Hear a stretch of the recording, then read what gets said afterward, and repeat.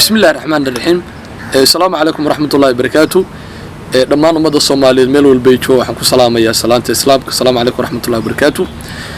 ما أنتم هربائنا عن كهدلو حالة سياسية دلك كجيرة جارهان بونتلان وهربائنا عن كهدلو حقيقة وحيالة بدن أو أن عندها كلامنيني أو أيضاً إنه كخسبت إن عن كورنو بونتلان waxay u baahan tahay dhiig cusub.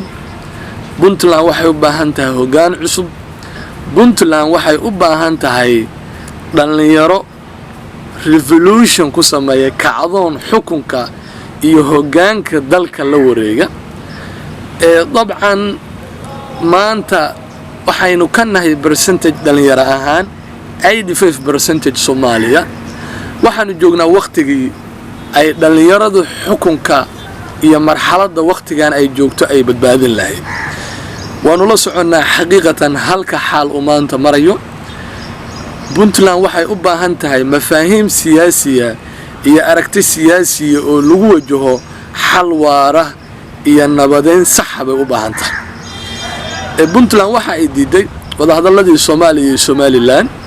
Puntland waxay diiday sharcigii dhamaystirka dastuurka qaran. Puntland waxay diiday dhismaha haykalka qaran ee xukuumadda federaalka Soomaaliya. Puntland waxa ay diiday awood qaybsiga khayraadka dalka.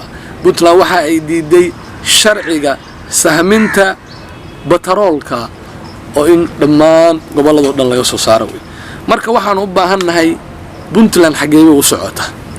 Puntland siyaasad nooceeya ayay rabtaa. waxaan madaxweynaha Puntland Sidi Cabdullaahi Dani ka codsanaynaa aragtida siyaasadeed iyo mafaahiimta uu rabo shacabka reer Puntland inuu isu keeno.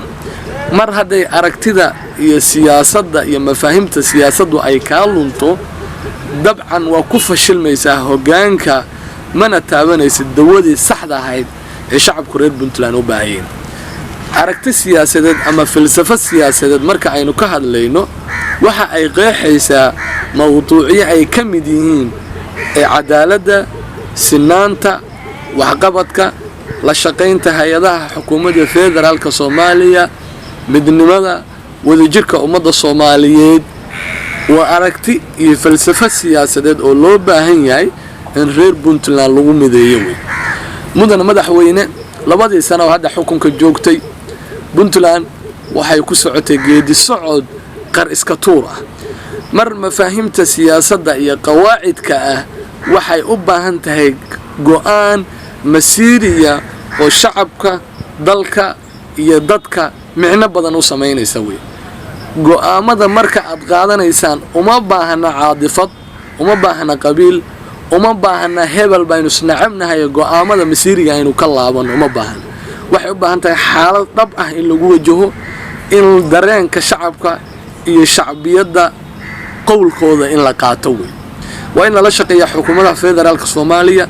waa in ay jirtaa aragti aad ku kala duwan tihiin iyo waxaad ka wada simantihiin si dalka loo ambaqaado horumarkiisa iyo baraarihiisa looga wada shaqeeyo. waxaan u baahanahay falsafad sax ah, aragti sax ah inay Puntland mowqif ka yeelato si bulshadeeda iyo shacabkeeda iyo aragti ahaan loogu raaco. waa fikran aanu aaminsanahay. Puntland waxay u baahan tahay jiil cusub, dhalinyaro cusub oo revolution ah oo kacdoon dalka kula wareegta si dalka iyo dadka horumar iyo baraare iyo barwaaqo ay u gaarsiiyaan. waa laga tagay waqtigii hoggaanka la madmadoobi jiray. waxaynu joognaa waqtigii dhalinyaradu ay dalkan u talin lahaayeen oo dhammaan gobolada Soomaaliyeed ay gacan ku dhigi lahaayeen si horumarkooda iyo baraarahooda iyo barwaaqahooda u gaaraan. aad baa u mahadsantahay. Assalaamu calaykum waraxmatullaahi wabarakaatuh.